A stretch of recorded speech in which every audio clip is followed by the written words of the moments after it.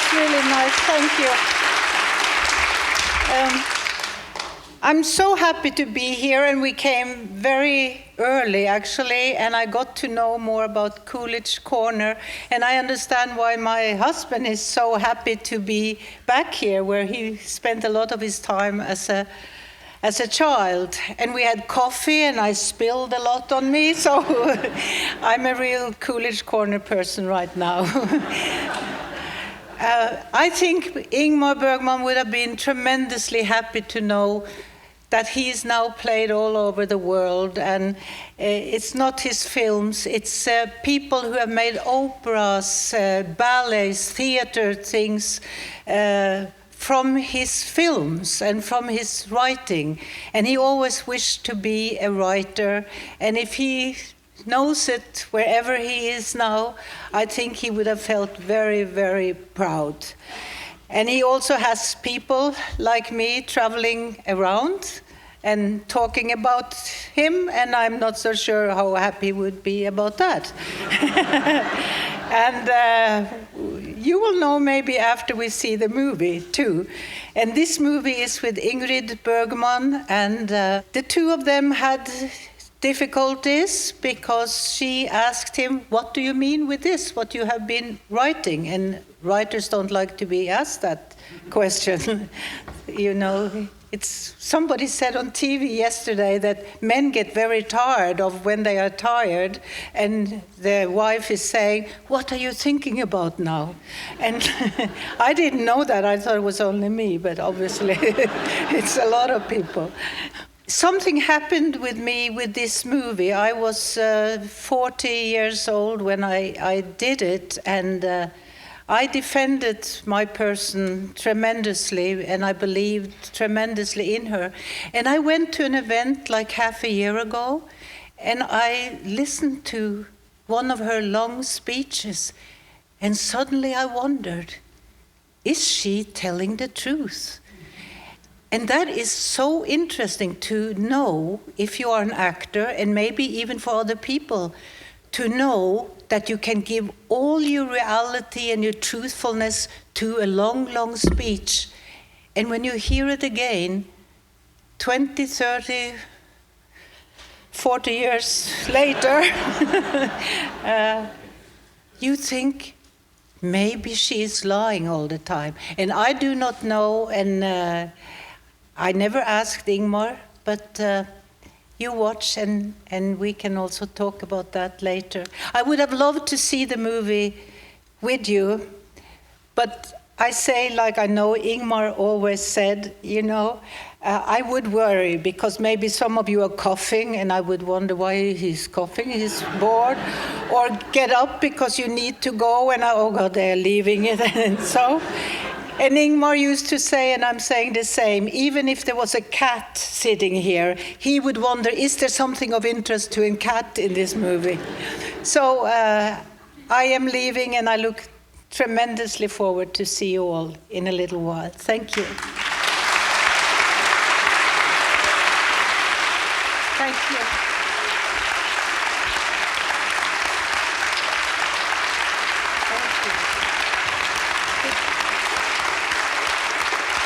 Thank you.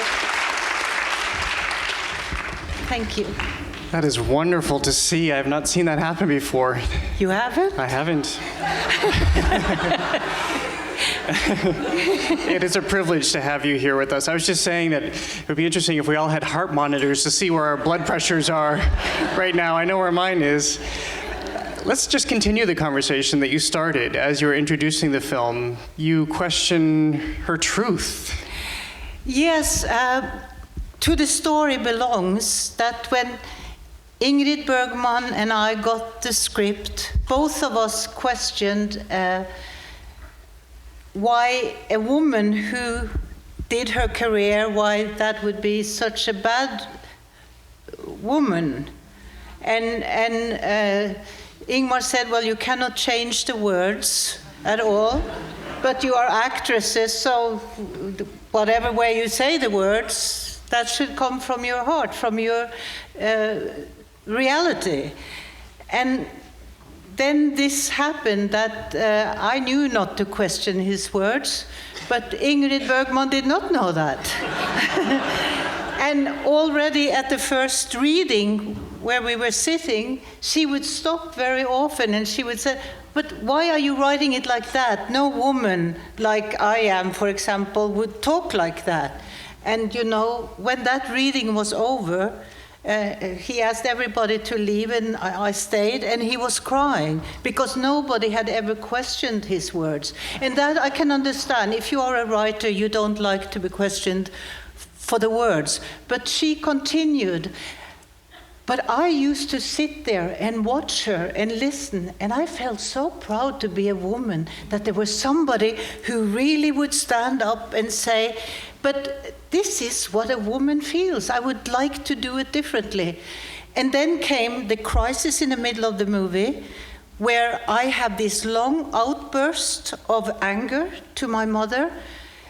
And for me, it was true. I felt she had been horrible to me, and everything I said, I felt this is the truth. And we did all my stuff first because I had 3 pages of anger, and then the camera came on Ingrid Bergman. And then she said, "I'm not going to say it. I want to smack her in the face and leave the room." And we thought, the movie is over, the movie is over. And the two of them, they left and they stood out in the corridor and they screamed and everything went on. And then finally they came in, the man and the genius won. And the actress came in and she did say the words. It was something like, I don't remember it so well, and you have just seen the movie, but, you know, "Hold around me, please, love me," or something. But her face, it's the face of the women who have said for so many years, "I'm so sorry, oh, I did something wrong, please forgive me." Hate in her eyes, anger in her eyes, and she, you know, was nominated for an Oscar. But your question is, I was always on the daughter's side, and I felt I was wrong. And when I saw this scene half a year ago, I wondered, maybe the daughter is lying. Maybe the mother has been good. Maybe the daughter's memory is you know, exaggerating things and so.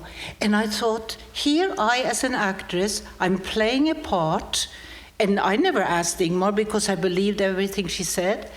Maybe I was playing a lying person, and me, being the lying person, didn't even know I was a lying person. Well, I was thinking to go back and reconsider that after all this time. Yeah. I mean, is that just kind of, it's kind of like an earthquake, I would imagine, to have this understanding and revelation. It really was. And you know, I think it comes with age, because I was 40 something when I did this movie, and for me that was the truth. I even remembered from, my mother was a widow and she worked in a bookstore, and I always had this memory where I would say about my mother, when I came from school, I had to sit out in the corridor and wait for her to come home, and I couldn't go to the bathroom. And, you know, I had a really sad childhood, somehow, I would say. And when I started to think this about this daughter lying, I was thinking maybe it was 2 times or 3 times I waited in the corridor. And maybe you exaggerate your childhood and you make up such stories. I don't know, but it's a theory of mine. And my daughter has just written a biography about me.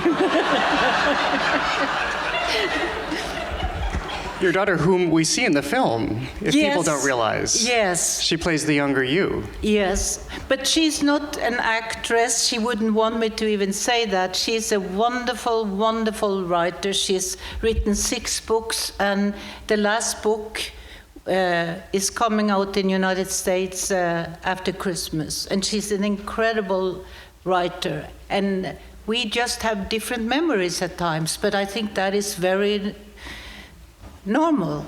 And I think maybe Ingrid Bergman was much more in touch with the reality of her life, also her life as a mother, because she was a career woman, and I think she was closer to reality than both Ingmar and I in this. And it was an incredible movie, but Ingmar was very unhappy during the movie. Well, I wondered about that experience filming, given how close to the truth this was for both. I mean, he famously had talked about not acknowledging his children's ages, but by measuring them according to his films when he made them. And she, of course, had to be away as a mother when she was with Rossellini. And did you get a sense of how that came to bear as the film was unfolding? Yes, they really did not become friendly. It actually started at the press conference. You know, Ingmar is the star and was the star, and deservingly so much the star. But he now had an incredible star in his ensemble, Ingrid Bergman. At the press conference, Ingmar had, directed also how the press conference before the movie started would be. And we would sit on the stage like this, and the press would be sitting where you were sitting. And it would be the cinematographer, Sven Nykvist, and Erland Josef, this other man would be sitting there on the stage. And so we all sat there, and Ingrid and I and Sven, and waited for Ingmar. And then Ingmar came in on the stage and said, "Oh, you're sitting on the stage and the press is there? No, we are not doing that." And so he went down and he sat down with the press. It was his direction, And it started there. And then they started to ask questions, and they would mostly starting with Ingmar and in Swedish, but there were press from France and from Italy and from everywhere, and suddenly they started to speak French and they started to speak Italian, and Mrs. Ingrid Bergman, and nothing on Ingmar and the rest of us. And then he said, "Okay, press conference is over. Those who speak Swedish can come to my room." And so I think already then, and this isn't talking bad about Ingmar, this is talking why the two of them did not click. And why I say this, it's in the books he has written, and so it's not a secret. But I can say, as a woman, I felt tremendously proud. And she was sick, very sick, and she didn't have a long time left to live. And he used to have movies, show us movies on Wednesdays. And I said to Ingrid, "Wait till we see the movies. You're going to love him. It's incredible. Shows incredible movies." And so the first movie night came, and we sat there, and the movie started. She looked for 5 minutes, and then she got up and she said, "No, I don't have time for this," and she left the room. And somebody should write about that sometimes with love, because it was two incredible personalities that had their first man-woman fight somehow. And where did you find yourself, having had, meeting her and working with her, and then having had the relationship with him, where did you find yourself in this? I sat in quietness and admired her. I never raised my voice to say I don't agree, except in the beginning. And I put on some glasses and some pigtails to show that I maybe wasn't completely grown up. But I never protested anything. And somehow I think that is right. You don't go into a writer's area and sort of say, "I don't understand this." But no, he couldn't have worked if I started like her. It wouldn't have been a good movie. I was wondering, as I was watching this, how intense the set was, just in terms of, well, whether you want to interpret it as intimate or claustrophobic, in terms of how it was shot. Were you all present, all together, at all times? Yes, and in all of Ingmar's movies, except here because we had this conflict, it's a playground. We are so happy. And Ingmar is so full of happiness because he believes that cinema is one way to face a reality which is beyond your own reality, and you can identify the audience and what is happening up there. You can identify, and your life can be richer, and you can reach another truth than you normally do when you sit and talk like this. And so working with him, it's the happiest productions I've always been in, and actually even this with Ingrid was, but not when the two were working, because that was tense. And I felt very sorry for Ingmar. I really did, because no one, I think, before had questioned what he wrote. Well, so you couldn't question what he wrote, but how free were you for interpretation of what he wrote? I think it's a wonderful picture of a woman that feels, and maybe she's right, I don't know, that feels that she has been abandoned as a child. And I believed everything she said, and I worked on that. And it's only when I came and saw this half a year ago that I wonder, what if everything she's saying is a lie? And now I saw the ending through the door, and she is saying, I shouldn't have done that. I shouldn't have done that if it is true. I shouldn't have done it if it is a lie. Maybe Ingmar gets the last good thing. We have to be careful with each other. To confront truth like 40 years or 50 years after is not the way to communicate and give your best to a human being. So the ending there, it doesn't matter, was it the truth, was it a lie? Once you have the moment, reach out and hold around each other, because we never know what tomorrow is going to bring us. So I think Ingmar won.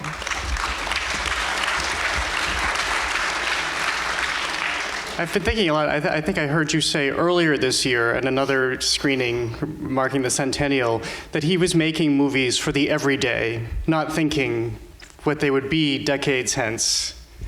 He has a story that he says he was very close to his grandmother, and his grandmother had said this, you know, you should seek the high mountains and the clouds and the ocean and the trees, and there you will find the real reality, and that's where you're coming from, and you can make something with your soul and believe in that. And he said, I have tried to do that all my life, to look for that reality, and that's why he was making these movies. And I connected with him, with the grandmother, because I had a grandmother too, who was incredible, and she would take me on the lap and she would tell me all these wonderful stories, and I would fall asleep there.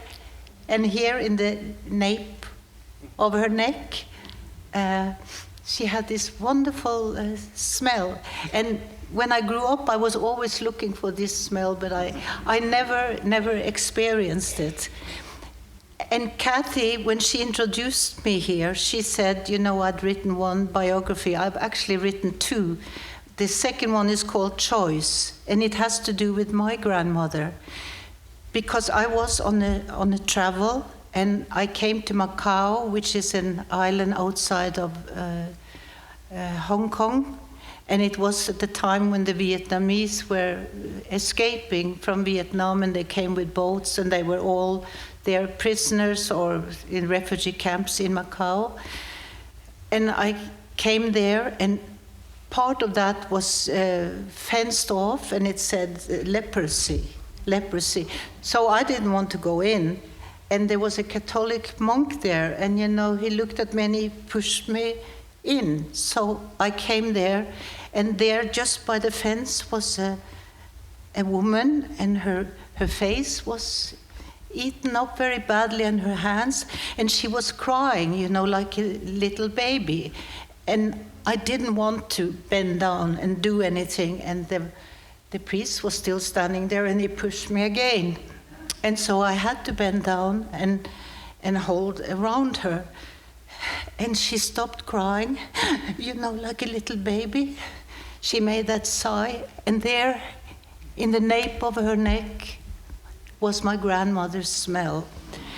And I called that book Choices because sometimes, and it goes to what I said about Ingrid and Ingmar and Ingmar's ending of the film, it comes to a time when you start to recognize people for who they are and why they are, and that we are all the same. And Ingmar saw that. They say he was not political or anything. He said the sin of the human being is that they are cold, they can be cold and indifferent, and that is what maybe also Autumn Sonata is about, because the last words in Autumn Sonata is beware, because you don't know about tomorrow for the people you meet somehow.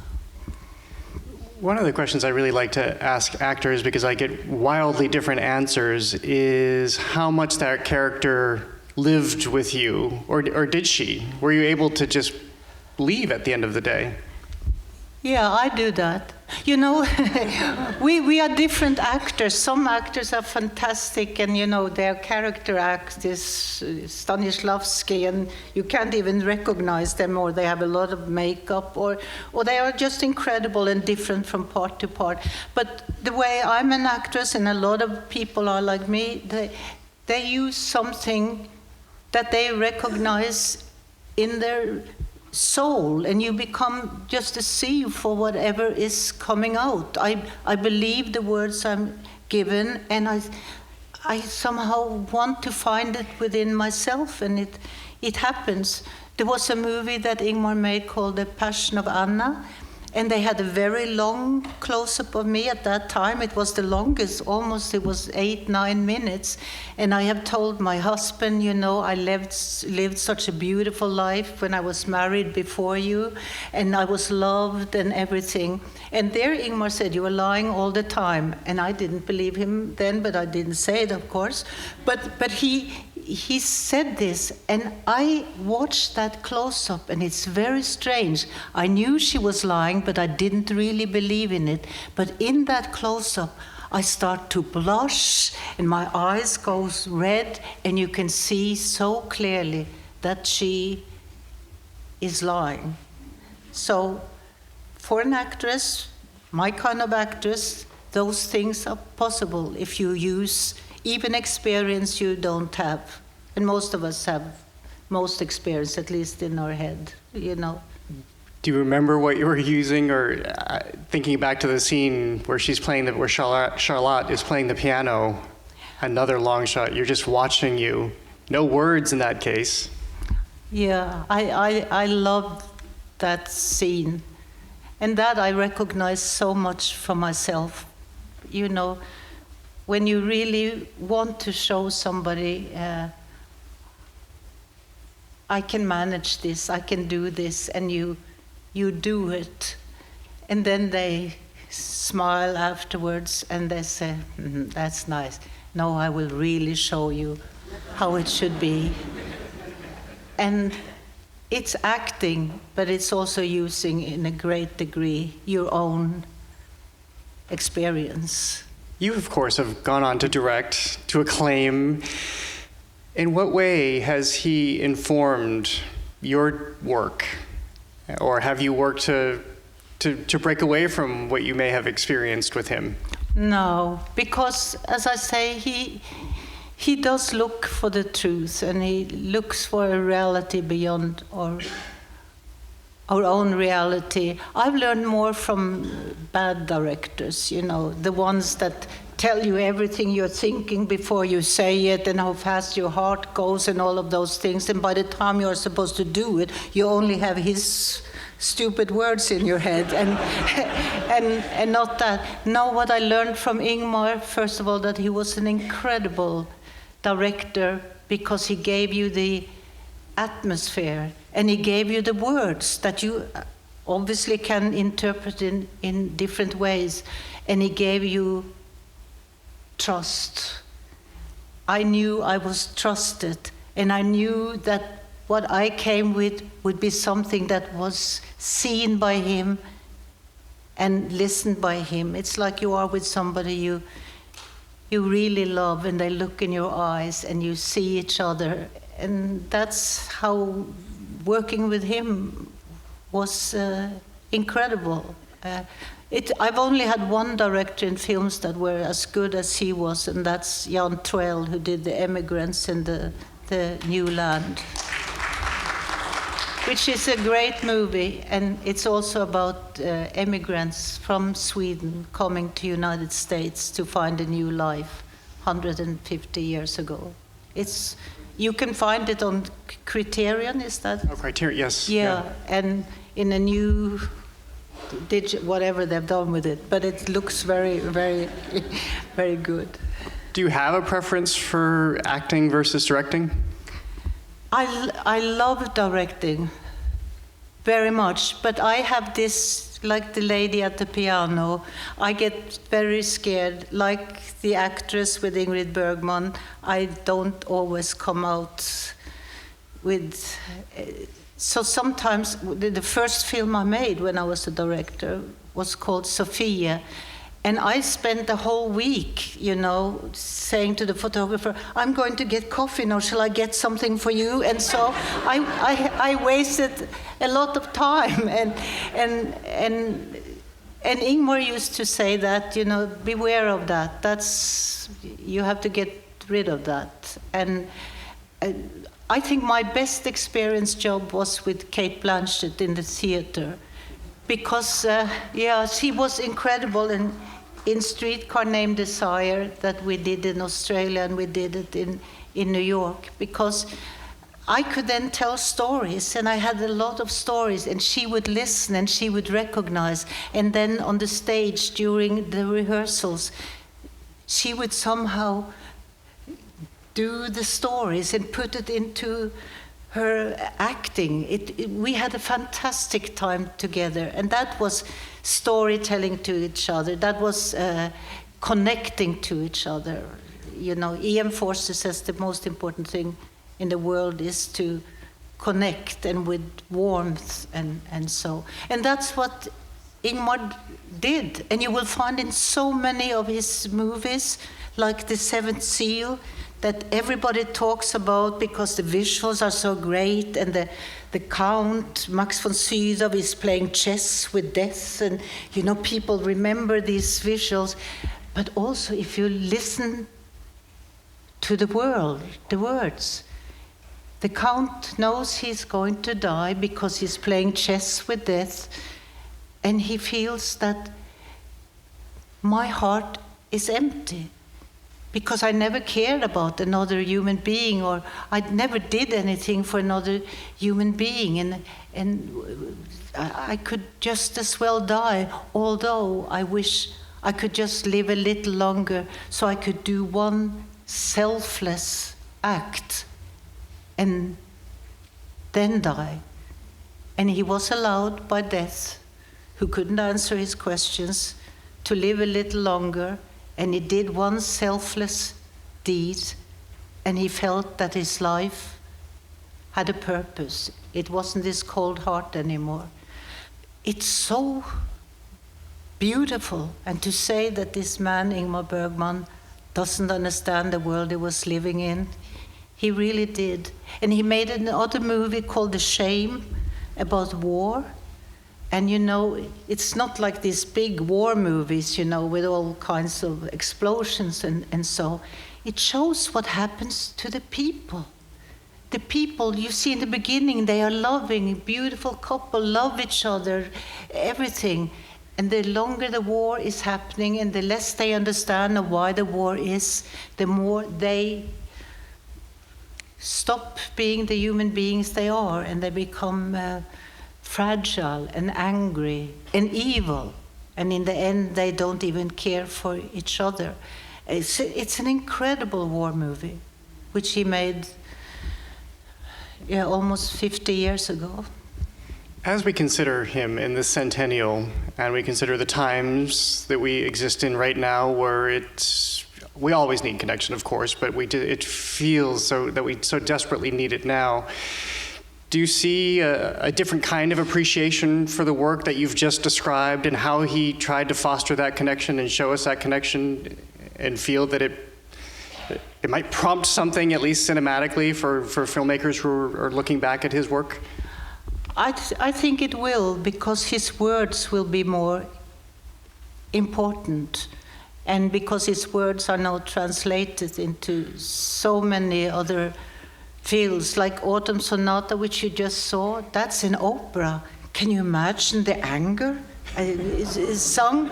I think that kind of filmmaker, like Ingmar Bergman, will continue to live, and not for the great masses always, because he was never for the great masses, but he was for people that understood that if we cannot read, and if we cannot go to a concert, and if we cannot watch ballet or theater or movies, we will somehow lose the truth. Because in the end, so much is happening on TV and all around us, and with this phone stuff, that we are losing connections with who we are and why we are.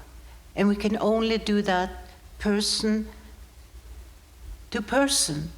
And so I think he's going to be tremendously important. They say a lot on TV now, words are important. Yes, words are tremendously important. And a book you're holding in your hand, like I was discussing with Katie earlier, that can change your life. A movie you see can suddenly change your life. And Churchill, when he was there and the war broke out and he wanted a lot of money for the military, but he also wanted more money to the arts, to the culture. And they asked him, why do we need that now? And Churchill said, what are we fighting for if we are losing the arts, the culture? And that's why meeting like this is so important. It's like, and this is my best picture, a ballet dancer, the miracle of a ballet dancer. You see him dancing and dancing, and suddenly he jumps up in the air, and he stays in the air 2 or 3 seconds longer than it is possible.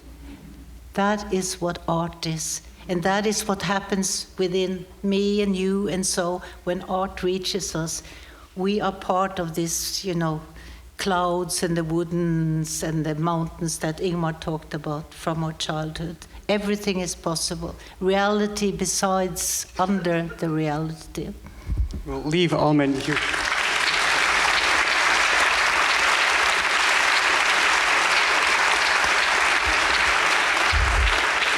you are the true embodiment of art. We will remember this connection. I know I certainly will. Thank you for being with us today. Thank you for having me. Thank you.